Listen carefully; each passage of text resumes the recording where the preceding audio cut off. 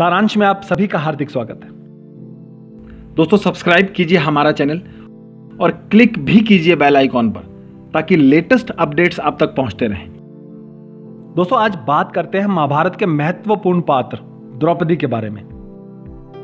द्रौपदी के बारे में आप जितना जानते जाएंगे उतना हैरान होते चले जाएंगे। हो सकता है द्रौपदी के बारे में यह बातें जानकर आप अपने दांतों के तले उंगलियां दबा लें। द्रौपदी पांचाल देश के राजा द्रुपद की पुत्री है। द्रौपदी महाभारत के सबसे प्रसिद्ध पात्रों में से एक है। इस महाकाव्य के अनुसार महाभारत की नायिका द्रौपदी के बारे में आप जितना जानते जाएंगे उतना हैरान होते जाएंगे, क्योंकि पूरी महाभारत में द्रौपदी का चरित्र सबसे महत्वपूर्ण, सबसे रोचक और सबसे रहस्यपूर्ण है। और इसमें सबसे ज्यादा रोचक है उनका विवाह। भारतवर्ष में आप जितने भी पुराने ग्रंथ को पढ़ें उनमें एकमात्र द्रौपदी का जिक्र होता है जिन्होंने 5 पुरुषों के साथ शादी की थी। अन्यथा किसी भी स्त्री ने एक से ज्यादा शादी नहीं की। विवाह के समय द्रौपदी की आयु महज 18 साल की थी। मतलब 18 साल की उम्र में ही उनके पिता ने उनका विवाह करवा दिया था। द्रौपदी से विवाह करने के लिए देश विदेश के राजा महाराजाओं को आमंत्रित किया गया था। उनमें 76 वर्षीय जरासंध भी स्वयंवर में पहुंचे थे। द्रौपदी के बारे में कहा जाता है कि वह श्री कृष्ण से शादी करना चाहती थी, लेकिन श्री कृष्ण ने किन्हीं राजनीतिक कारणों की वजह से उनका विवाह पांडवों से करवा दिया।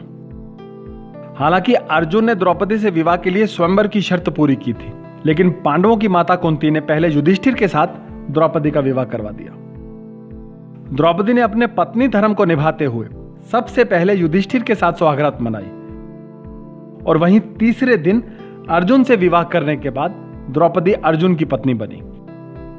द्रौपदी को भगवान शिव से यह वरदान था कि वह हर दिन कन्या रूप में यानी कुंवारी होती जाएंगी। इसलिए द्रौपदी अपने सभी पतियों को कुंवारी ही मिली।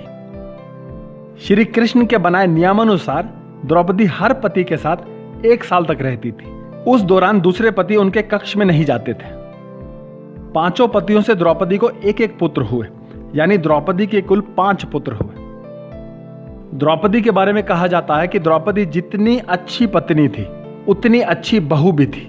जैसे अगर द्रौपदी अपने 5 पतियों के साथ अपनी सासू मां को भोजन करवा रही हैं और उस भोजन के दौरान वो लोग कुछ वार्तालाप कर रहे हैं तो द्रौपदी कभी भी बीच में हस्तक्षेप नहीं करती थी।